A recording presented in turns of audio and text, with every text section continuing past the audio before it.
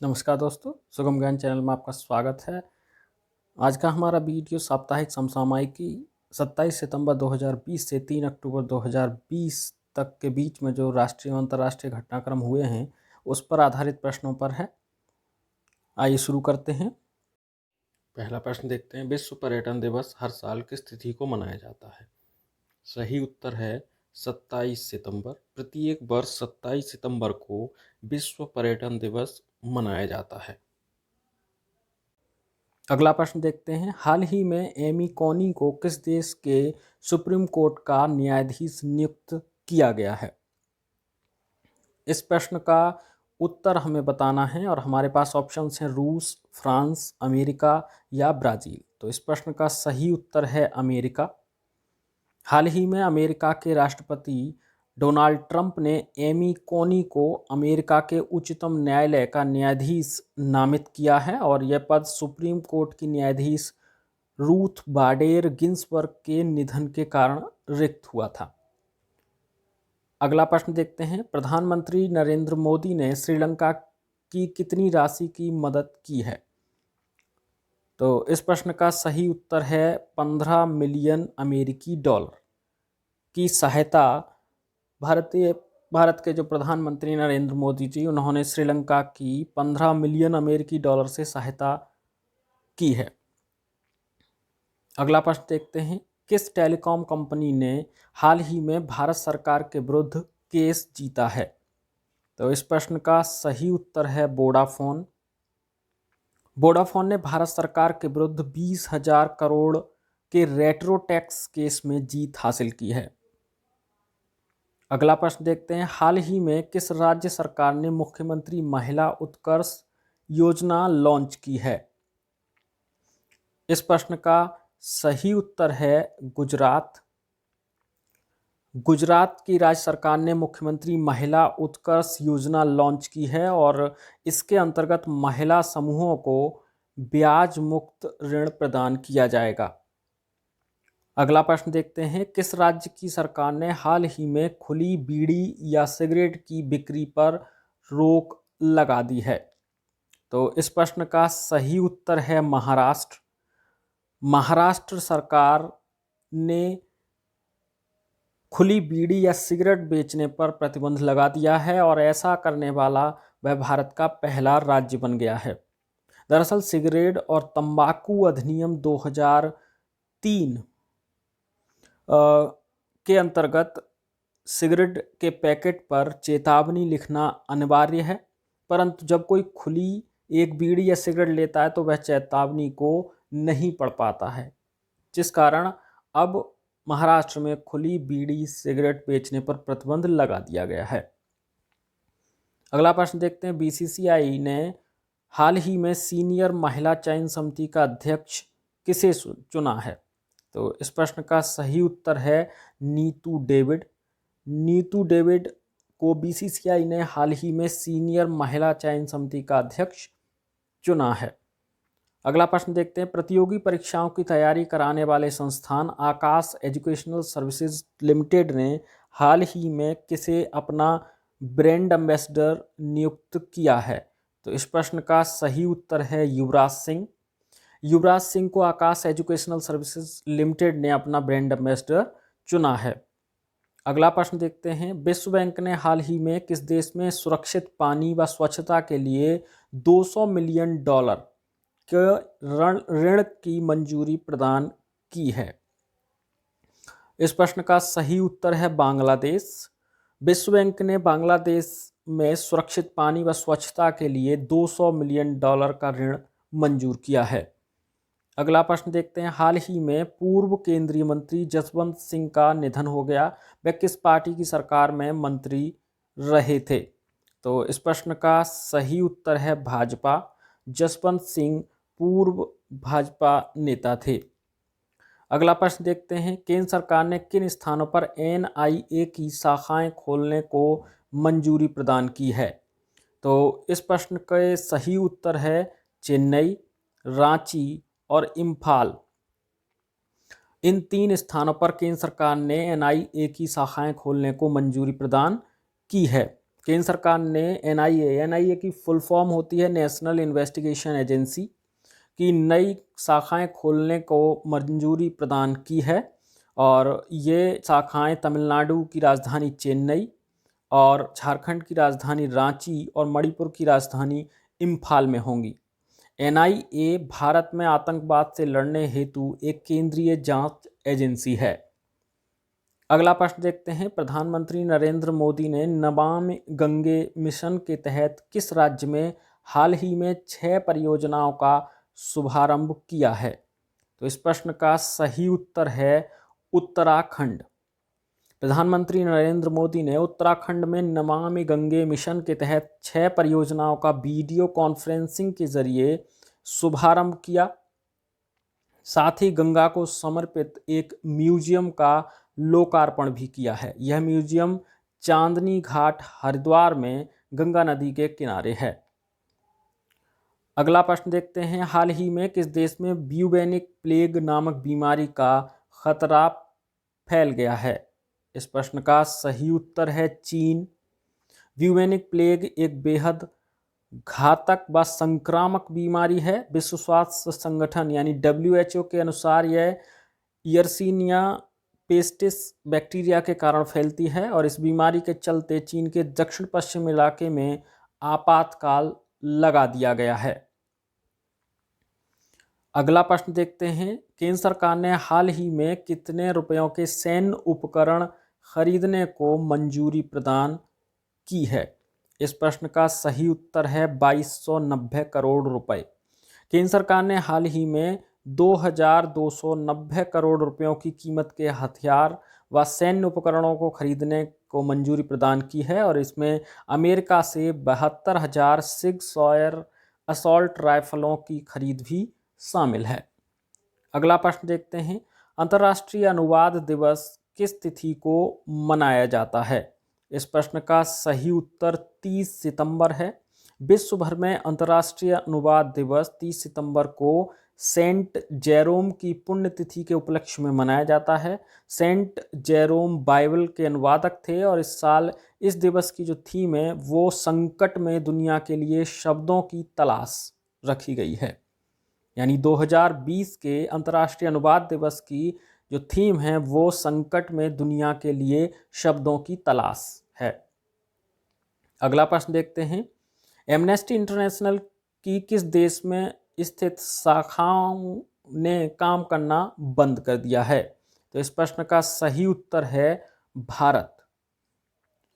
वैश्विक मानवाधिकार संस्था एमनेस्टी इंटरनेशनल ने हाल ही में अपना काम भारत में रोक दिया है। संस्था ने भारत सरकार पर आरोप लगाया है कि इन्होंने एक कार्रवाई के तहत इस साल के शुरुआत में ही उसके अकाउंट फ्रीज कर दिए थे, जिसके चलते संस्था को अपने अधिकतम स्टाफ को निकालना पड़ा। हालांकि 40 लाख से अधिक भारतीयों ने पिछले 8 साल के संस्था के कार्यों का समर्थन किया है। अगला प्रश्न देखते हैं, film and television institute of India का चेयरमैन किसे बनाया गया है? इस प्रश्न का सही उत्तर है शेखर कपूर। शेखर कपूर को हाल ही में पुणे स्थित FTII का चेयरमैन बनाया गया है। शेखर कपूर फिल्म इंडस्ट्री में मशहूर एक्टर और डायरेक्टर हैं। इस पद पर ये BP सिंह का स्थान लेंगे और इस पद पर इनका कार्यकाल 3 मार्च 2023 तक रहेगा। अगला प्रश्न देखते हैं, किस राज्य की पूर्व मुख्यमंत्री सैयदा अनवरा तैमूर का निधन हो गया है? इस प्रश्न का सही उत्तर है असम। असम की एकमात्र महिला मुख्यमंत्री रही सैयदा अनवरा तैमूर का हार्ट अटैक से 83 वर्ष की अवस्था में ऑस्ट्रेलिया में निधन हो गया है और ये असम की एकमात्र मुस्लिम मुख्यमंत्री भी थीं। यह 6 दिसंबर 1980 से 30 जून 1981 तक असम की मुख्यमंत्री रहीं। अगला प्रश्न देखते हैं, हुरून इंडिया रिच लिस्ट 2020 में लगातार कौन से वर्ष मुकेश अंबानी भारत के सबसे अमीर व्यक्ति बने हैं? तो इस प्रश्न का सही उत्तर है 9वें वर्ष। अगला प्रश्न देखते हैं, रिजर्व बैंक ऑफ इंडिया के ग्राहक जागरूकता अभियान के लिए किस फिल्म अभिनेता को चुना गया है? इस प्रश्न का सही उत्तर है अमिताभ बच्चन। अमिताभ बच्चन को आरबीआई के ग्राहक जागरूकता अभियान के लिए चुना गया है। अगला प्रश्न देखते हैं, बाबरी मस्जिद मामले में लखनऊ के स्पेशल सीबीआई कोर्ट ने सभी कितने आरोपियों को बरी कर दिया है? इस प्रश्न का सही उत्तर है 32। अगला प्रश्न देखते हैं, किस देश के शीर्ष राजनयिक व शासक शेख सबा अल अहमद का अमेरिका के एक अस्पताल में 91 वर्ष की अवस्था में हाल ही में निधन हो गया? इस प्रश्न का सही उत्तर है कुवैत। अगला प्रश्न देखते हैं, अंतर्राष्ट्रीय वृद्धजन दिवस किस तिथि को मनाया जाता है? तो इस प्रश्न का सही उत्तर है 1 अक्टूबर को प्रत्येक वर्ष अंतर्राष्ट्रीय वृद्धजन दिवस मनाया जाता है। विश्व भर में हर साल 1 अक्टूबर को विश्व वृद्धजन दिवस मनाया जाता है। बुजुर्गों की घरेलू स्थिति पर ध्यान केंद्रित करने के उद्देश्य से संयुक्त राष्ट्र ने इस दिन को मनाने की शुरुआत की थी और इस दिवस को मनाने की जो शुरुआत है वो साल 1990 में की गई थी। अगला प्रश्न देखते हैं, हाल ही में किस प्रसिद्ध गीतकार का निधन हो गया है? इस प्रश्न का सही उत्तर है अभिलाष। मशहूर गीतकार अभिलाष का मुंबई के एक हॉस्पिटल में 74 वर्ष की अवस्था में निधन हो गया।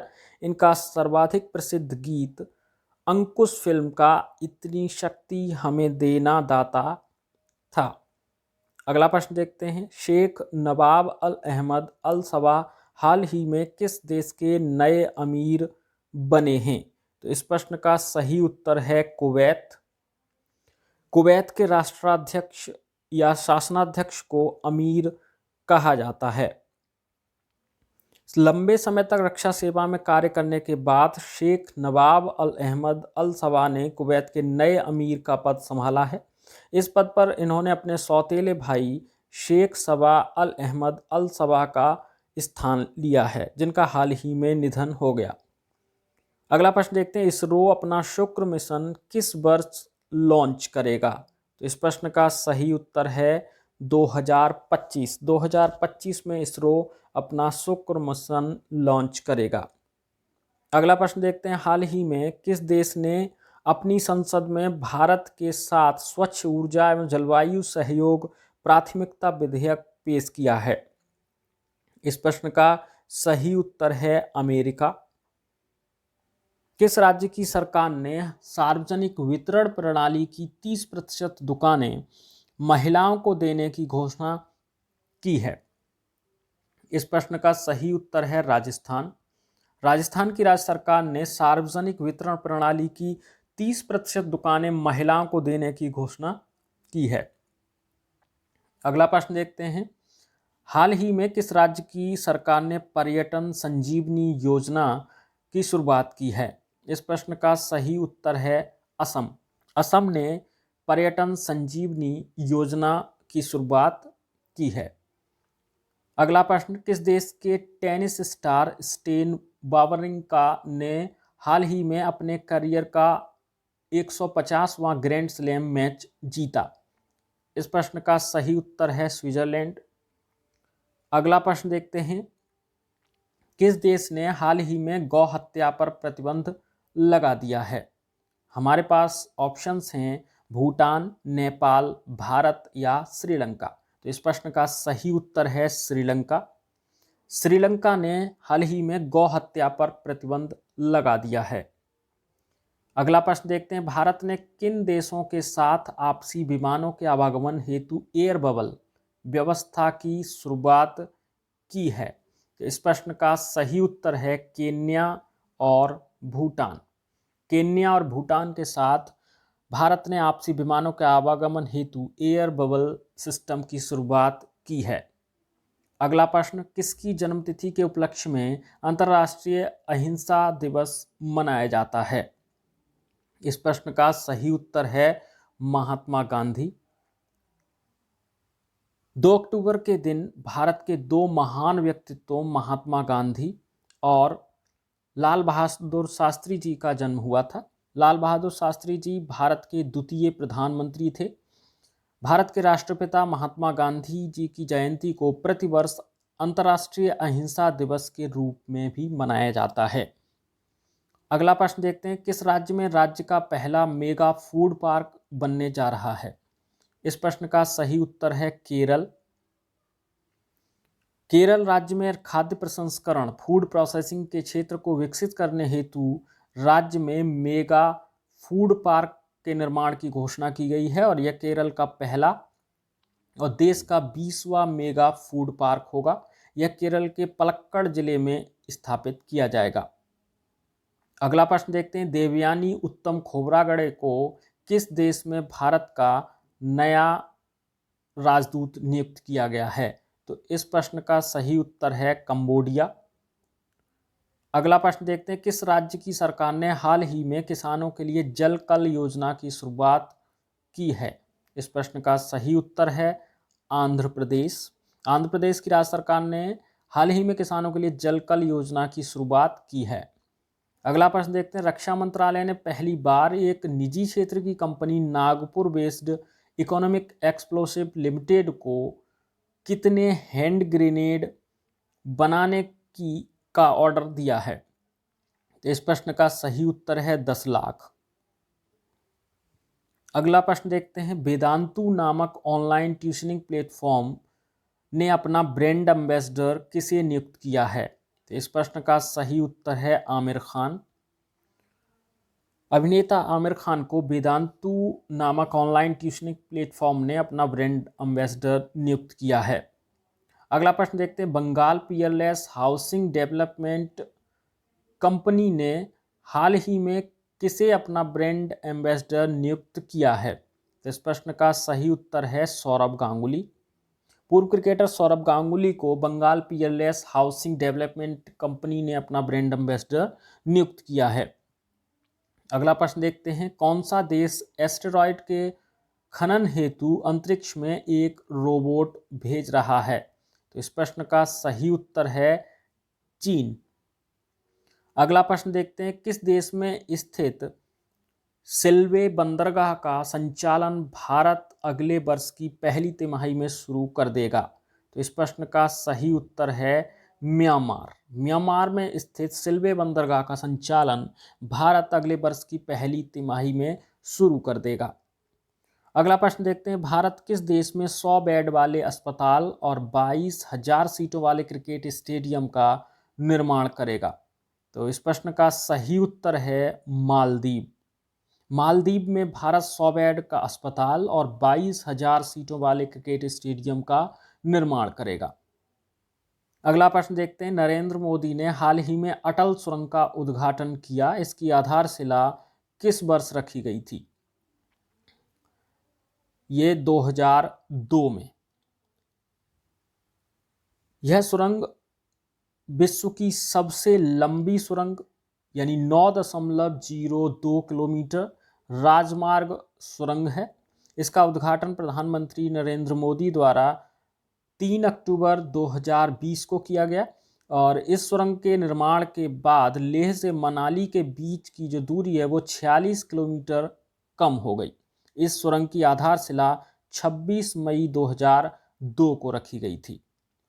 अगला प्रश्न देखते हैं, सर्वाधिक आईपीएल मैच खेलने का रिकॉर्ड हाल ही में किसने अपने नाम कर लिया है?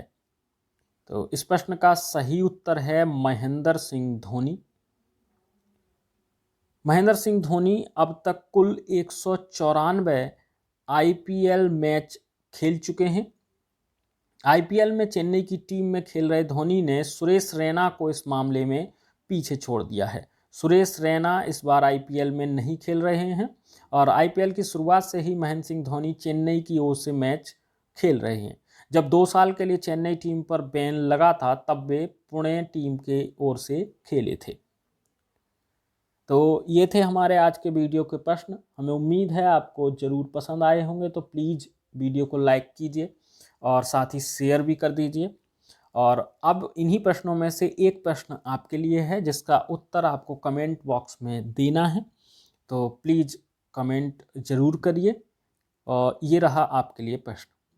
प्रश्न है, किस देश ने हाल ही में गौ हत्या पर प्रतिबंध लगा दिया है? हमारे पास ऑप्शंस हैं, ए भूटान, बी नेपाल, सी भारत, डी श्रीलंका। तो इस प्रश्न का सही उत्तर आपको कमेंट बॉक्स में कमेंट करना है। पूरा वीडियो देखने के लिए आपका बहुत बहुत धन्यवाद। अगर आपने अभी तक सुगम ज्ञान चैनल को सब्सक्राइब नहीं किया है तो प्लीज़ सब्सक्राइब कर लीजिए, साथ ही बेल आइकन भी दबा लीजिए, जिससे कि आगे जो वीडियोज हम लोग अपलोड करेंगे उनकी जानकारी आप तक पहुंच सके। बहुत बहुत धन्यवाद।